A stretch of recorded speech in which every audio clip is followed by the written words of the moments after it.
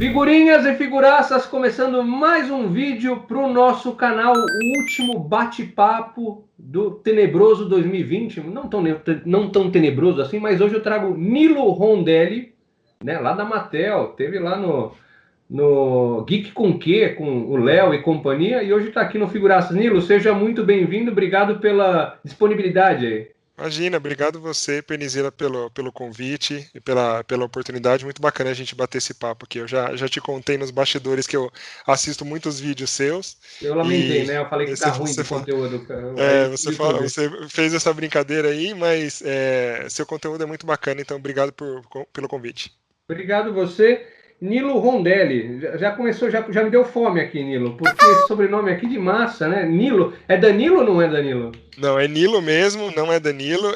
O Rondelli é da família italiana de Palermo e por parte de pai eu tenho origem indígena e por parte de mãe é italiana. E o Nilo, a curiosidade é que eu chamo Nilo por causa do meu avô, que chamava João Baptista Nilo Rondelli, e ele nasceu no dia de São Nilo. Diz que a minha bisavó olhou lá no calendário o dia que ele nasceu e tinha dia de São Nilo. Um dia eu fui procurar no Google para ver se existia São Nilo, eu encontrei 2 ou 3 lá. Então é impressionante. Porque é totalmente desconhecido, né?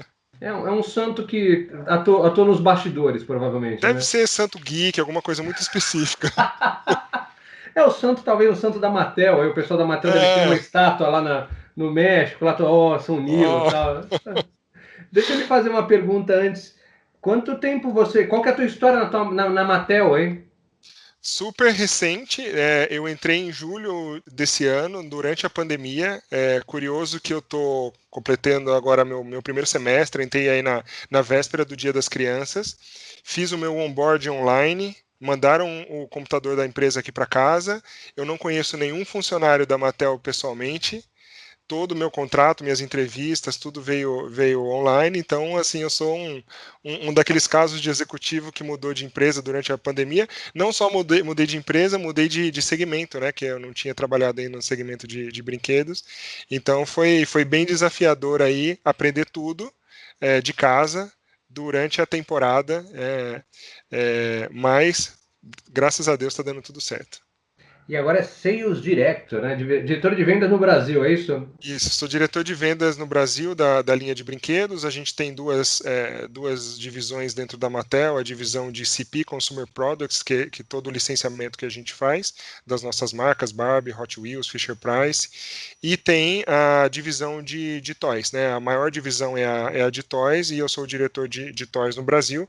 Hoje o Brasil reporta diretamente para o México, que é a sede da América Latina, e aí as regiões do mundo, América Latina, Ásia, reportam para os Estados Unidos, Europa e Ásia reportam para os Estados Unidos também. O Brasil representa alguma coisa para a Mattel hoje? Ainda tem alguma representatividade ou é mais um país, é um mercado pequeno da Mattel no mundo? Não, representa bastante, é um dos mais importantes no mundo. Nós compramos uma leitura de market share no mercado de brinquedos da NPD, que para outras categorias, as pessoas trabalham com Nielsen, né? No mercado de brinquedos é com NPD. Então, o Brasil é um dos mercados onde a Mattel Mundo compra os dados da NPD, porque é um mercado super relevante, é o segundo na América Latina, só depois do México. Então, assim, é super relevante, mas existe uma oportunidade de penetração da categoria de brinquedos na América Latina ainda gigantesca. Vou te dar um dado que é estarrecedor. A média de brinquedos por criança no Brasil são 2,5 brinquedos ao ano por criança. No México, é 5 brinquedos ao ano por criança. Nos Estados Unidos é 40. Então, isso já mostra a diferença que tem do mercado de brinquedos americanos, como está muito mais maduro, né? Caramba, é uma diferença muito grande para os Estados Unidos, né? Minha esposa tem um brinquedo que é um cartãozinho assim desse tamanho. Ela passa em tudo que é lugar, ela adora brincar com isso. Ela vai Ah, em tudo que é loja. Esse é o brinquedo preferido dela, viu? esse é perigoso. Esse é perigoso. Quando a gente fala de brinquedo, é um mercado varejista onde Uhum. você tem uma porrada e se tem a licença ou tem os direitos, se vende, eles continuam produzindo porque pô, tem o poder para isso. E já no mercado de colecionáveis são menos figuras, limitadas, etc. E tem uma limitação de produção, especialmente por causa de licença, porque você fecha um contrato para isso. E você encontra isso hoje em mais lugares, mas ainda é um mercado meio nichado, é diferente, né? É diferente, eles trabalham com menos volume e uma margem unitária muito maior, né? Mas algumas peças artesanais, né, num nível de detalhe absurdo, que encarece o produto, mas no final das contas o colecionador paga por esse premium, paga um a mais por essa exclusividade, peças limitadas, né? O brinquedo, ele nasceu, né, com foco em ser varejista, tem uma distribuição maior, uma margem unitária menor, mas tem um portfólio muito vasto, né? Então você pega produtos da Mattel, a gente tem desde itens de R$ 9,90 até uma casa da Barbie que chega a R$ 2.000. Então existe tanto margens diferentes e faixas de preço super diferentes. Agora, os modelos de negócio sim são diferentes porque o nosso depende de escala, precisa ter cada vez mais volume, né? Então, por sorte, a Mattel é líder de mercado aqui no Brasil, é líder de mercado no mundo, na América Latina, que nos dá uma escala interessante para poder entregar uma qualidade a um preço competitivo. E curiosamente, o mercado de brinquedos lá fora nos Estados Unidos é mais colecionável do que aqui no Brasil.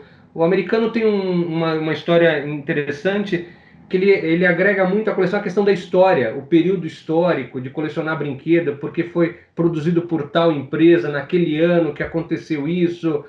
Tem uma questão histórica. E no Brasil já colecionar já é algo, de novo, é um mercado ainda pequeno e pouco explorado, também pela questão financeira, obviamente. Eu acho que Mas tem até um pouquinho de coisa cultural, porque eu estava lembrando aqui, pega os programas americanos, né, dos colecionadores que fazem trocas e tal, como trato feito, coisas assim. Existe uma cultura de acumulação e uma cultura de colecionismo muito grande. E quando você tem muito, né, você quer mais e você quer as coisas que são exclusivas, porque o que todo mundo pode ter, né, para eles dão menos valor, né? Lá as coisas são mais acessíveis comparando com o PIB per capita. Então, a partir do momento, sei lá, que ele já tem 5 versões do He-Man, ele vai querer ter uma estátua life size do He-Man que só tem 5 no mundo, e ele pode pagar por isso. ele vai querer o esqueleto vendido aqui no Brasil só porque está escrito esqueleto em português na embalagem. Como eu vi Exatamente. alguns americanos falando, não, eu quero o esqueleto aí do Brasil, mas por que é o mesmo? Não, está escrito esqueleto em português na embalagem. Exatamente, exatamente. Valoriza cada detalhe, né? O tom diferente aqui esse vermelho é um vermelho um pouquinho mais escuro que esse aqui, eu quero ter os dois, né? Então só Agora, quem tem um padrão de consumo maior que pode chegar nesse nível. agora, falando em abundância, já que a gente falou, porque meu pai diria que o que abunda não estorva. Isso é, Sim. em abundância não excede. Baby Yoda hoje, que foi mais, deu mais trabalho para ti esse ano na Mattel? Foi Baby Yoda ou foi Masters of the Universe Origins? Porque foram dois assuntos também disputadíssimos. Todo mundo fez Baby Yoda. Mattel, Hasbro, Sideshow, aí saiu Funko, tem Baby Yoda pra caramba. Não sei como é que vai ser no ano que vem, mas é muito Baby Yoda, né? O meu tá É aqui, ó. muito. O meu Ah, também tá aqui, ó. é a Mattel, ó. Ainda peguei o da Mattel. Exatamente. Ah, perfeito, perfeito. Escolheu bem.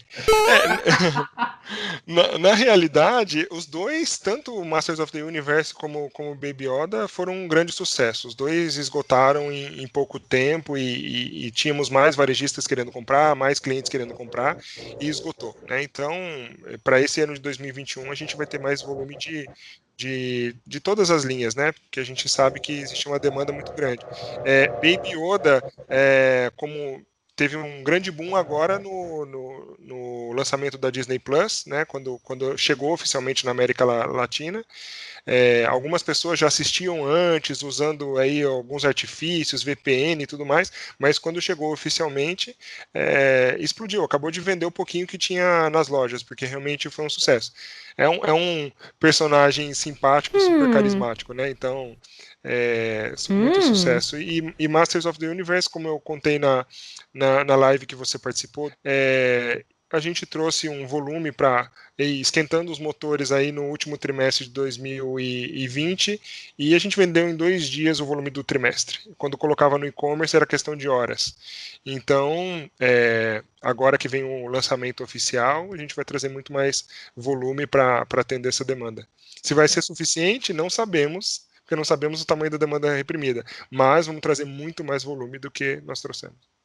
Baby Yoda tem uma particularidade interessante que, assim, a Lucasfilm, quando acabou a primeira temporada, não tinha, todo mundo queria comprar Baby Yoda e não tinha nada, porque eles esconderam ao máximo, porque geralmente eles passam para as empresas começar a produzir para lançar junto com a série, com o filme, e eles não queriam que nada vazasse, inclusive o que aconteceu agora no final da segunda temporada. Então, o primeiro ano, acaba o primeiro Natal, ninguém tinha Baby Yoda, ninguém tinha nada, isso é só. Em 2019 ninguém teve Baby Yoda em mãos. Só agora em 2020, com praticamente no meio da segunda temporada para frente, né? Essa é uma coisa engraçada, porque geralmente ocorre o contrário, né? As empresas vão produzindo, sempre vaza alguma imagem, aí fala, o spoiler aí do final da temporada, caramba. Mas, Exato. desculpa. Imagina, um exemplo típico disso eu gosto muito de assistir aqueles episódios da Netflix do Brinquedos que Marcam a Época, né? Toys That Made Us, e foi o caso típico da Kenner vender o certificado de brinquedos de Star Wars no Natal para as crianças e entregar em fevereiro do ano seguinte, né? A pré-venda, já nascia ali a Já pré-venda. nascia ali a A pré-venda, promessa, sem era uma internet. promessa. Exatamente, exatamente. A promessa. E você falou ainda da história de He-Man, os Mestres Universos, Mestres Universos que vão chegar agora no começo do ano. Vocês esperavam que fosse dar um estouro tão grande assim, que fosse uma demanda? Nem eu esperava que fosse comprar isso, porque eu estava no Classics.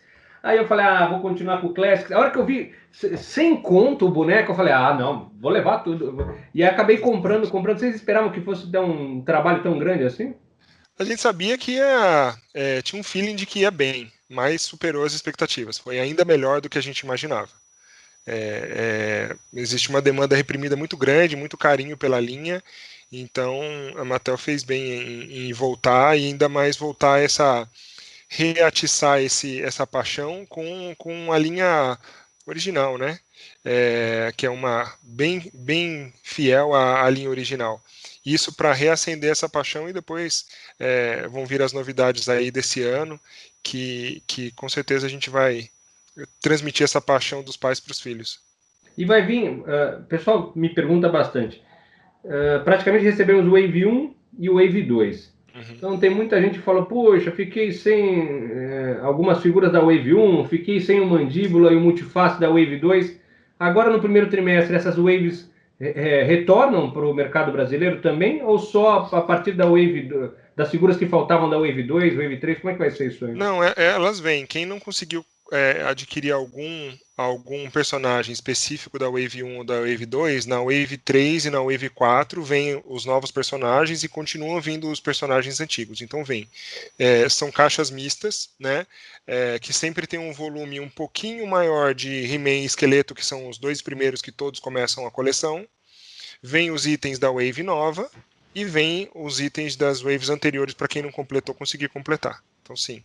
Sinal que a Mattel aprendeu ao longo dos anos, porque lá nos anos 80, parte da coleção, assim, as coleções, as coisas acabam por diversas maneiras, mas uma das reclamações e dos motivos das pessoas, até eu acho que no Toys That Made Us eles comentam isso, é que faltava He-Man e Esqueleto. Continuaram lançando uma série de personagens, eles confiando que, não, os novos personagens vão vender, tal, não sei o quê, e faltava He-Man Esqueleto clássico, aquele da primeira Wave.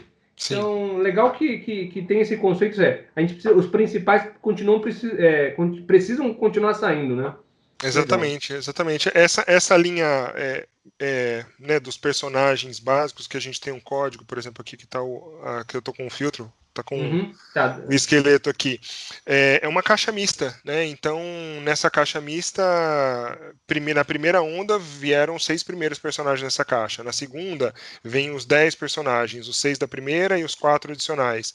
Mas sempre um pouquinho mais de He-Man e esqueleto, né? Como você falou, a gente acabou aprendendo. Aí na terceira onda agora vem mais 4, continuam vindo os 10 anteriores e os 4 novos, um pouquinho desproporcional o volume de He-Man e Esqueleto, um pouquinho a mais o volume dos 4 personagens da Wave 3, mas ainda continua vindo os demais 8 da Wave 1 e 2, além do He-Man e do Esqueleto. Os caras tinham que fazer isso com Hot Wheels, pô. Colocar aquelas figuras, aqueles carrinhos difíceis junto lá, põe mais. Fala lá com os caras, Nilo. Fala, manda botar A mais gente tá aprendendo, pode deixar. tem briga de faca nas lojas de brinquedo porque não tem o carrinho lá. O pessoal quer um bate-móvel que, sei lá, vem uma a cada 100 caixas, sei lá como é que é o negócio lá, poxa. Não, pode deixar que eu tô falando bastante com eles pra gente garantir que todo mundo seja atendido e consiga completar sua coleção. Eu tenho um outro assunto, não é peçonhento, mas é um outro assunto que me cobram bastante. Como eu conheço muitos lojistas do mercado de colecionáveis, todos eles velhos, barbados, motoqueiros, vermes, que nem a gente, queriam vender nas lojas. Então tem várias lojas de colecionáveis que atendem lotes da Pisitóis, que trazem Bandai, trazem NECA, outras coisas, que queriam vender e ficaram um pouco chateados, melindrados, tristes lá, porque só a moça das orelhinhas de gato lá da ReHap estava vendendo, ela toda feliz vendendo o He-Man, os caras lá na live tristes, porque não, nem a Barão, nem outra distribuidora tinha isso aqui. Uhum. Essa política de exclusividade continua? Vocês pretendem abrir isso no futuro? Ainda é uma reflexão? Como é que está esse negócio aí? Não, a gente vai lançar para todos os canais. Como a gente vai ter um volume maior, nós vamos conseguir repor o volume dos clientes da primeira onda, como ReHap e Amazon. Vamos vender numa Barão, que abastece muitos desses clientes.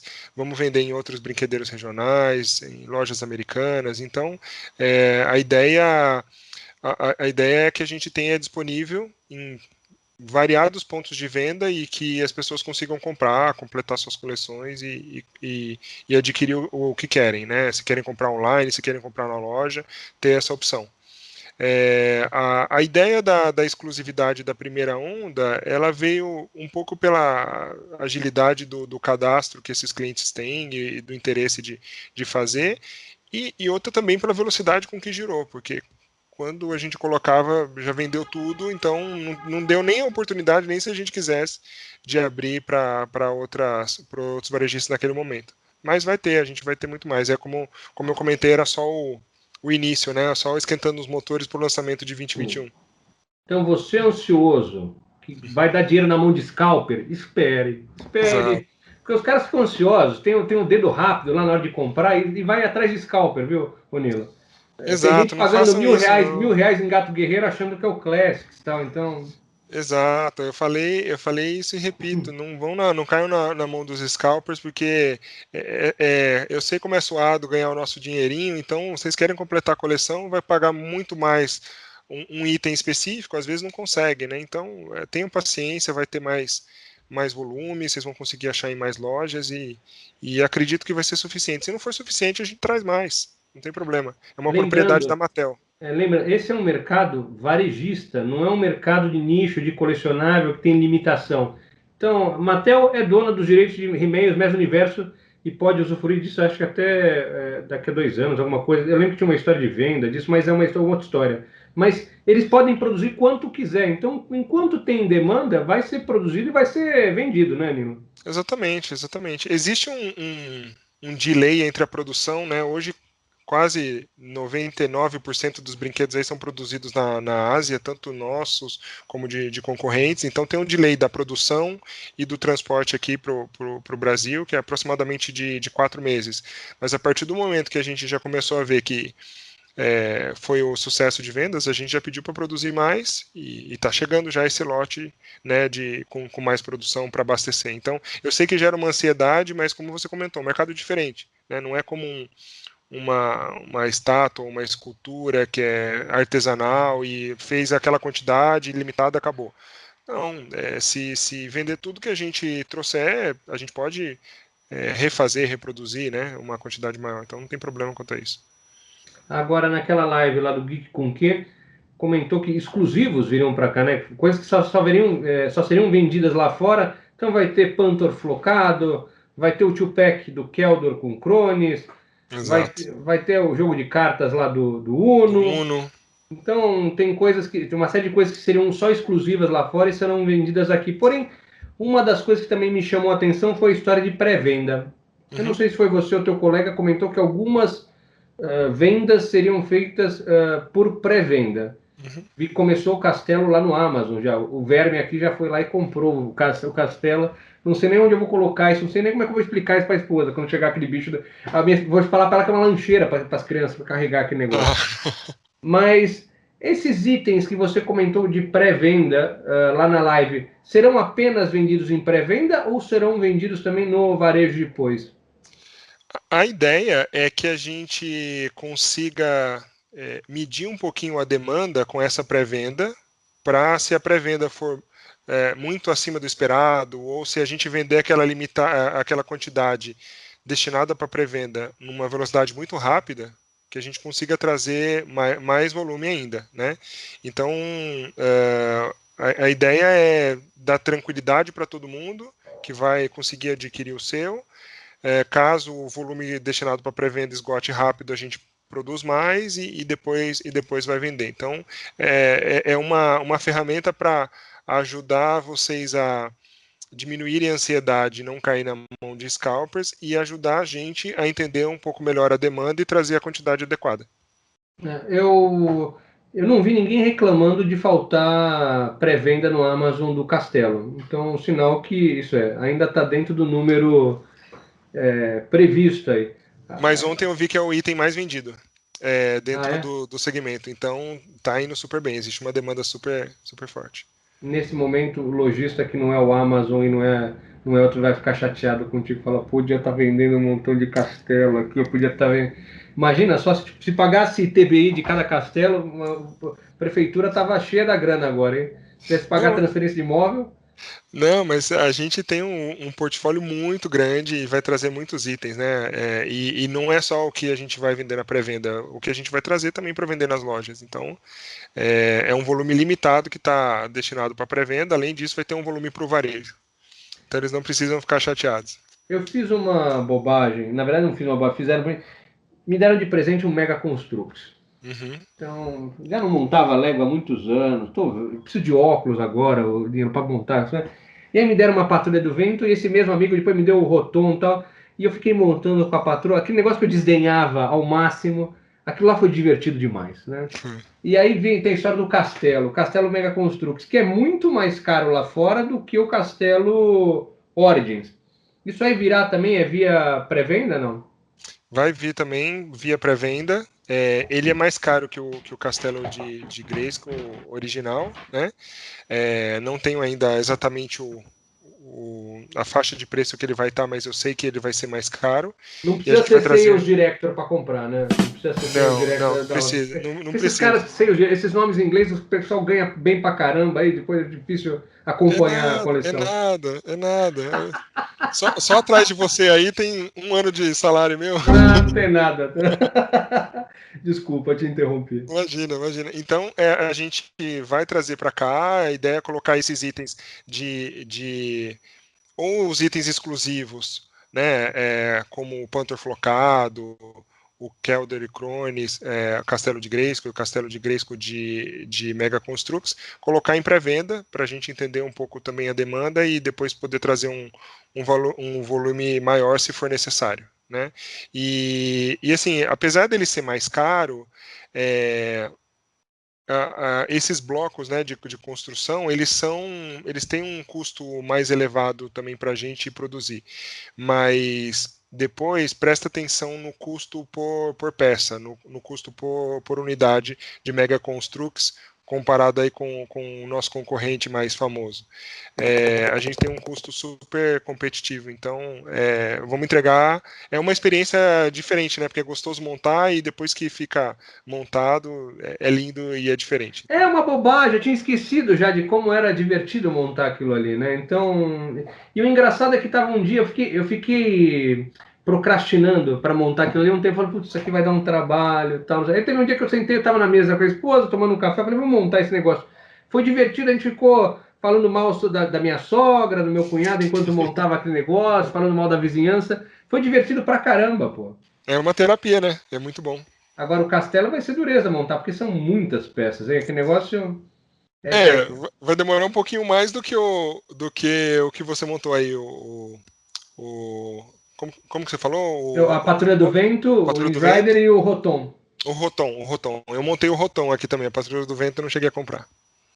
Legal, legal. Agora, ainda falando de preço, você vê, teve gente que estranhou, eu não estranho o preço do castelo do Origins, que veio agora, veio muito coerente com o que foi vendido lá fora. Lá fora acho que era US$ 75, aqui veio por 600 e pouco. Se você fizer uma conta de orelha, multiplicar pelo câmbio e adicionar algum imposto, parece que tem um investimento grande da Mattel realmente no Brasil, né? A gente quer que seja entregar um produto de qualidade num preço competitivo, né? Não chegar num price point que seja altíssimo e iniba, né? Até porque quando você sobe muito o price point, você já entra na faixa de preço dos colecionáveis que vão ter um acabamento diferente de algo que é feito em larga escala, né? Entendi. E no ano que vem, nós provavelmente teremos duas séries no Netflix de He-Man e os Mesmos Universos. Uma Uhum. delas é uma série que chama Revelations, onde foi anunciada uma linha lá fora que chama Multiverse, né? Masterverse. Masterverse, Multiverse é do McFarlane, caramba. Masterverse, e vai ser uma linha, a primeira wave vai ser baseada nessa animação Revelations, que conta lá a história de Eternia depois, lá, alguns anos depois. Parece que o He-Man tá barrigudo e tal, não sei o quê. A Tila já tem filho, então uma história bem Maria do Bairro. Esse aí é Thor, você está confundindo. Mas teremos essa primeira wave dessa linha Multiverse, Masterverse, vai ser baseada nessa animação. E depois, quando a gente diz Masterverse, pode ser, é uma linha que pode pegar qualquer versão, mini comics, animação 2002, animação anos 80, etc, etc. E vai ser nos moldes, pelo menos a informação que vai ser nos moldes da linha Classic, da linha que a Super Seven estava fazendo. E aí temos o Origins ainda no meio do caminho. Como é que você vê isso? Será que essa linha multiverse, Masterverse de novo, será que vem atropelando essa linha Origins? Porque tem muita gente que já tem os Classics, é uma linha que provavelmente tem um acabamento mais para colecionável. Tem alguma diferença na tua opinião aí, Nilo? Tem, eu acho que não atropela, na verdade ela é complementar, né? Uma das séries vai retomar a história original lá de 83, 84, do ponto que parou, né? E com os bonecos de ação de Oranges como a gente está acostumado, né? Então tem a questão da nostalgia e a segunda que é mais focada no público infantil, né? Para eles terem um conteúdo novo, para conseguir brincar em casa. Então, agora durante a pandemia, muitos pais compraram, né, compraram para si e para brincar com os filhos e mostrar e explicar o que era o He-Man e o Masters of the Universe e gerou esse interesse. Agora eles vão ter uma série para eles também, né? Então, eu acho que são duas coisas complementares. A partir do momento que a nossa linha reacendeu essa paixão e agora com o Masterverse abre uma possibilidade de ter itens cada vez mais premium, mais diferenciados, mais exclusivos, tem uma linha para as crianças, né, para poderem interagir com o personagem e marcar a infância deles como marcou a nossa. Essa linha Orange eu também comprei para meus filhos. Eu não tenho filhos ainda, mas eu comprei o dia que eu tiver. Comprei para eles, só por isso. Ah, sei. Mas essa linha Masterverse também vai ser vendida no varejo? Ou vai ser como era antigamente, por assinatura? Você já tem essa informação aí? Não, inicialmente a gente pretende vender também no varejo, né? É o nosso canal principal, como a Mattel opera. A gente está aproximando cada vez mais desse nicho geek, entendendo que existe uma demanda, quais são os interesses, que existe muita paixão, né, pelos personagens, pelas histórias. Mas o nosso negócio é um negócio de bens de consumo, de varejo, né, com volume, com escala, né? Então, é, existe, como eu comentei com você, o consumo de brinquedos por criança no Brasil é baixíssimo, é 2,5 brinquedos por por criança ao ano. Isso quer dizer, né, que como é uma média, tem crianças que ganham 5 e tem crianças que não ganham nenhum. E além disso, mesmo a gente pegar a criança que ganha 2,5, é que na média não está ganhando um brinquedo no aniversário, um no Natal e um no Dia das Crianças. Alguma dessas datas está furando. Fora outras ocasiões, como, né, alguma gratificação, aí, um reconhecimento porque passou de ano, alguma outra coisa. Então, existe uma oportunidade gigante. Isso que eu estou falando só de crianças, essa estatística é até 12 anos. Se a gente coloca nós adultos na jogada e nós consumimos também esses itens, a média por brasileiro é muito mais baixa. Então, a gente tem que aumentar o tamanho desse mercado, porque os brinquedos, eles são parte da nossa história, né? Eles ajudam no nosso desenvolvimento motor, social, psicossocial e ajudam, né, a construir uma sociedade melhor, que entende as regras e Motu tudo mais. forma caráter. Motu Forma caráter, Você vê os exatamente. caras que nasceram nos anos 80 aí, como é que são éticos, de caráter, aí pega depois tudo leite com pera. Você vê, o He-Man terminava os vídeos com a moral da história, né? Exatamente. Ele não tirava sangue de ninguém com a sua espada, ele pegava o inimigo, jogava numa poça de lama, né? Pegava e jogava ele longe. Então era dando um safanão aí no esqueleto e na sua turma, mas de uma maneira não violenta, né? Mattel era super conservadora. Aí você pega os livros de conceito e tal. No filme do He-Man, parte dos problemas do filme, além de financeiros, foi que assim, a Mattel ficava, não, He-Man não mata, He-Man não atravessa ninguém com a espada, não pode ser os troopers do esqueleto, tem que ser robô, porque ele não pode matar ninguém, então tem que ser robô. Então tinha uma série de restrições e isso dificultou muito ainda a produção do filme. Então a Mattel era bem restritiva em relação a isso. Eu acho que hoje está um pouco mais solta, né? Você pega animações, a She-Ra do Netflix, que já aborda outros assuntos que a Mattel não abordaria há 15, 20 anos atrás, mas nem a pau. Então, Assim. na minha opinião, tem uma evolução, positiva ou negativa, a gente vai ver isso no futuro, mas existe uma mudança na empresa. Acho engraçado isso, né? É uma evolução, né? Se você pegar a própria Barbie, né, originalmente era sempre a Barbie, né, loira, com aquele tipo físico, olhos claros. Olha hoje como Barbie tem toda a linha I Can Be, que ela pode ser o que ela quiser. Tem a Barbie advogada, tem a Barbie presidente dos Estados Unidos, tem a Barbie médica. E as meninas vão olhando e falam: olha, eu posso ser astronauta, eu posso ser uma atleta olímpica, né? E vão se inspirando nisso. E também a parte de fashionistas, tem a Barbie cadeirante, tem a Barbie negra, oriental, então está refletindo cada vez melhor a sociedade, como ela é diversa, né?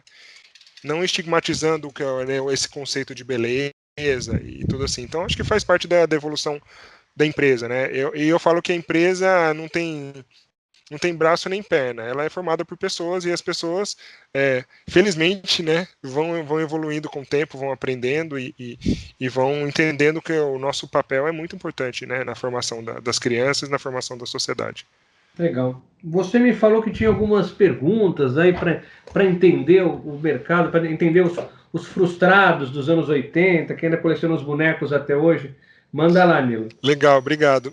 O que eu queria te perguntar, conta rapidamente sobre quando você começou a colecionar e quais são os principais desafios que você vê hoje, né, para colecionar, o que te mantém colecionando por tanto tempo, se você já parou, já pensou em parar e desfazer da sua coleção, e o que faz você continuar a comprando e a continuar mantendo a sua coleção.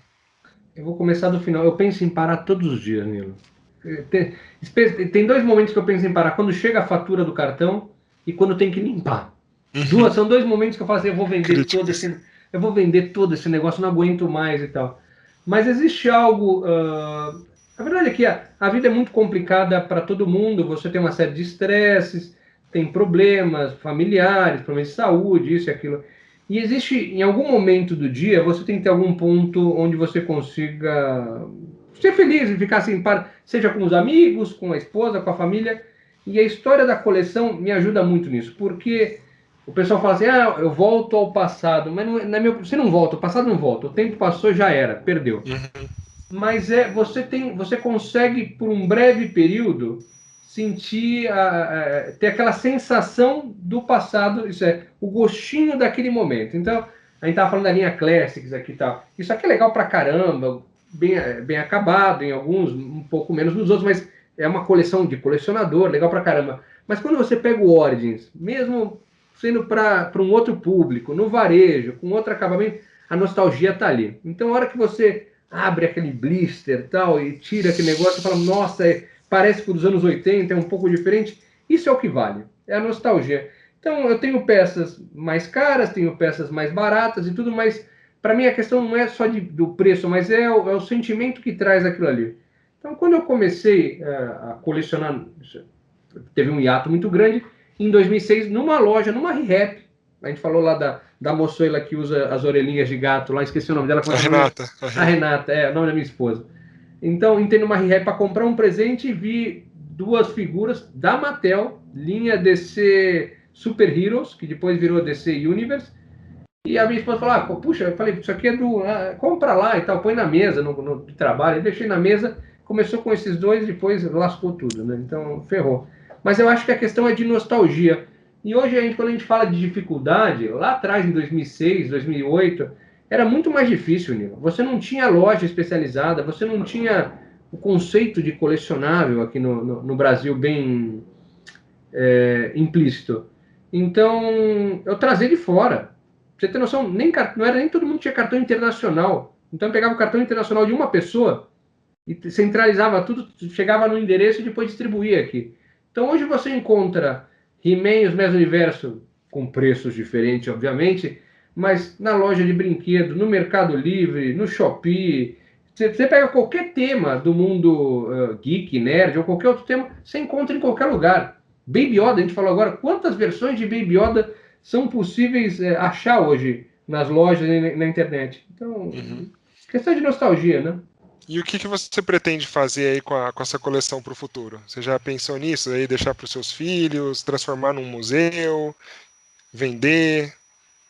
Eu sou muito roda presa com a vida, né? Então, meus horizontes são sempre mais curtos, porque eu sempre fico achando, puxa, um horizonte daqui a 6 meses, eu não sei se eu estou casado, se eu estou vivo, se eu estou trabalhando e tal, mas eu vou te dizer de cara, o meu horizonte de cara é mudar. Então, estou negociando já para sair do apartamento menor para ir para um bem maior, e eu já tô imaginando, falar, pô, aqui cabe bem mais figura já. Então, porque eu entendi, Nilo, eu entendi que é o seguinte, toda vez que eu acho assim, fechei, não me falta mais nada, sempre aparece alguma coisa. E não é uma questão só de acumular e tal, etc. No meu caso, pelo menos, apesar de tá acumulando uma série de coisas aqui, de plástico, resina, até chumbo, que é tóxico às vezes, mas a verdade é que você não termina, porque existe um prazer muito grande em agregar coisas. Em você contar a tua vida, falar, isso aqui eu assisti em tal dia, isso aqui eu assisti em tal ano, isso aqui eu gosto, isso aqui eu li nos quadrinhos. Então, é a nossa história pessoal que está sendo construída naquele. Eu não vou escrever um livro sobre a minha vida, mas. E também a coleção só representa mais para mim do que para. Não representa para ninguém, a não ser preço de peça, raridade e tal. Mas eu olho aquilo ali e eu lembro da história. Eu lembro onde eu estava, com quem eu assisti, o que aconteceu aquele ano. Então, não acaba nunca, né? A história continua sendo contada. Exato, exato. E você falou bastante sobre história. Vou contar uma curiosidade para você. Eu sou apaixonado por storytelling e eu estudo isso há alguns anos, né? E eu tenho até uma conta no Instagram que eu falo um pouquinho sobre storytelling. Durante a pandemia, eu resolvi assistir o episódio lá da Netflix do A Força de Grayskull, né? Do He-Man. E achei muito interessante porque foi um dos casos onde o brinquedo foi feito antes da história. E quando eles fizeram, tinha uma questão de apelo, porque o boneco era mais robusto do que a maioria dos brinquedos da época, só que ainda não era aquele apego, aquele estouro de vendas, até que fizeram uma série lá com a Filmation, e aí explodiu de vender. Então, quando tem a história, gera um vínculo emocional muito grande, porque você se projeta no personagem, sempre tem os arquétipos, né? Porque tem o herói, que é o He-Man, tem o aliado, que é, por exemplo, o mentor, aí tem a sombra, que é o esqueleto. Então, tem muito de psicologia, de arquétipos nisso. E a partir desse momento da história, a venda explodiu. E é curioso que eu assisti esse episódio numa quinta-feira, aí numa sexta-feira eu recebi uma ligação do Red Hunter, falando sobre a empresa, mas na primeira ligação eles geralmente não abrem, na segunda-feira me abriram, que era a Mattel. Eu falei, olha isso, aí que incrível a minha história cruzando com essa. E é bacana de te ouvir, porque eu vejo isso muito da importância da história. Não é a peça em si, é tudo que a peça te faz sentir, te faz lembrar. Você lembra onde que você estava, com quem você estava e tudo mais. Foi muito bacana. As histórias são, na minha opinião, são muito mais. As histórias, os bastidores são muito mais legais que as próprias figuras, às vezes. Mas Exato. você falou algo, você vê, mas tiveram outras, nos anos 80, tiveram outras empresas que lançaram animação exatamente para vender os brinquedos. Por exemplo, tinha uma coleção que era da época era da Marvel, que era de Guerras Secretas. Isso eram figuras da Marvel e tal, que foi lançado. Isso é, eles contrataram a Marvel para fazer um quadrinho. Isso é uma história que chama Guerra Secreta, para vender a coleção Super Powers. A mesma coisa, isso é, fizeram animação para vender as figuras.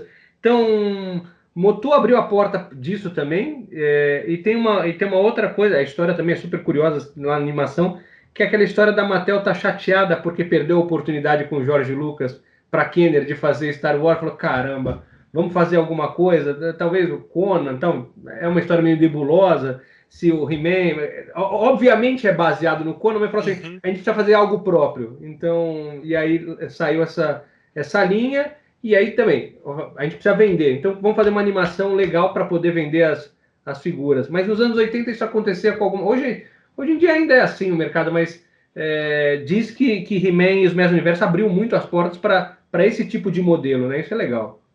É bacana, e até falando sobre essa evolução, né, a Mattel hoje ela se coloca muito mais como uma empresa de propriedade intelectual do que uma empresa de brinquedos, porque você gera conteúdo e esse conteúdo depois ele pode ser licenciado ou você pode fazer o brinquedo, né? Tanto é que isso é informação pública, né? O nosso CEO, o Arnon Croix, ele vem dessa indústria de entretenimento. Ele era o CEO da Endemol, lá, dona do Big Brother. Então, a Mattel está investindo cada vez mais em produções, em estúdios, em conteúdo, que eu concordo totalmente. Foi um dos motivos de eu ter vindo para a Mattel, porque eu concordo muito com esse conceito de gerar o próprio conteúdo, né? Se você vê hoje Disney, Netflix, são as potências que são, porque geram o próprio conteúdo, né? E a Mattel está nesse caminho, fazendo esse conteúdo próprio, e aí as possibilidades são ilimitadas. Não é só o produto, mas é um lifestyle, né? Exato, você gera um conteúdo, você gera as histórias, essas histórias acabam gerando interesse. Então, você tá com uma camiseta aí do esqueleto, né? A E não é partir do só o momento. esqueleto, tá em cima do gato aqui, ó. Ah, tá em cima do quanto? Do seu gato, né? No caso é o seu gato. Então, você gera esse lifestyle porque você gerou uma história e as pessoas se identificam com a história, porque histórias provocam emoções e a gente se lembra muito mais de histórias do que de dados. Então, você lembra cada peça e a história né, onde você estava, com quem e tudo mais. Mas você não lembra o que você almoçou provavelmente quinta-feira da semana retrasada, porque não tem uma história associada, né? Se tivesse, seria inesquecível. Um último exemplo aí, para também não a gente ficar devagando demais, mas estava no Inside Dino Studios na CCXP este ano. Alguém mostrou uma peça lá do Adam West, tal, do Batman, do Adam West, 66. Falei, o Adam West, tal. Falei, inclusive ele morreu em 9 de junho de 2017. Aí ficou todo mundo para caramba. Aí eu falei, minha memória é muito boa. Falei, mas não é, minha avó morreu no mesmo dia. Então você vê como você associa as coisas, até para memorizar as coisas fica mais fácil que você associa alguma outra coisa que te dá prazer. Então, é engraçado, né? Agora, é legal a coincidência ainda, se você não tivesse assistido o negócio do Netflix, você não estava na Mattel agora, Nilo. Tenho Exatamente. certeza. Exatamente, né? Já tinha um interesse e eu estudando cada vez mais sobre storytelling, pesquisando sobre isso e postando sobre isso. E aí, de repente, apareceu essa. Com certeza, as coisas que eu postei, o conteúdo que eu gerei depende do que eu consumi, depende do que eu assisti e o que eu estava fazendo. E esse foi um dos conteúdos que eu consumi. E aí postei, não falando especificamente sobre isso, mas postando sobre isso, de storytelling, de como a memória é muito mais emocional do que lógica, né? E aí, passados 6 meses, estou aqui falando de Motu e de Baby Yoda com você. Que bom. Motu é vida. Motu é Motu vida. forma caráter. E se depender do Nilo aí, vai ter todo mundo, vai ter em 2021, vai ter Motu em casa, vai ter He-Man de tudo que é tamanho e forma. É isso, Nilo? É isso aí, é isso aí. Vamos continuar a reacender essa paixão e criar muito conteúdo para todo mundo ficar assim tão apaixonado como nós somos. Obrigado. Queria agradecer muito a tua presença, a disponibilidade, especialmente que a gente está na véspera de virada aqui de ano, provavelmente você está em casa com a família, espero não ter te atrapalhado, se Imagina. bem que eu estou vendo aí teu fundo em eterno e não tem muita gente aí, mas muitíssimo obrigado e preciso agradecer o Léo do Geek com Q que fez a ponte, fez a gentileza de passar teu contato. Você quer deixar algum recado, alguma mensagem para a turma motoqueira aí, não? Não, primeiro eu te agradecer também pelo convite, pelo contato, mantendo as portas abertas contigo, Obrigado. com o Léo e com toda a turma. É muito bacana a gente se falar. E dizer para todo mundo que eu quero fazer essa ponte para a gente aproximar cada vez mais, né? E trazer mais novidades para vocês, trazer itens que antes eram exclusivos nos Estados Unidos, trazer para o Brasil, trazer para a América Latina, desenvolver esse mercado que nos dá tanta alegria, né? A gente gosta de consumir entretenimento porque, cara, dá uma felicidade, é o que a gente gosta de fazer. Então, muito obrigado pela oportunidade e contem comigo. Obrigado, feliz ano novo para você, Valeu. feliz ano novo para nossa turma do Figuraças. A gente se encontra em breve aí. Até Obrigado, um mais. abraço, até mais. Tchau, tchau. Tchau, tchau.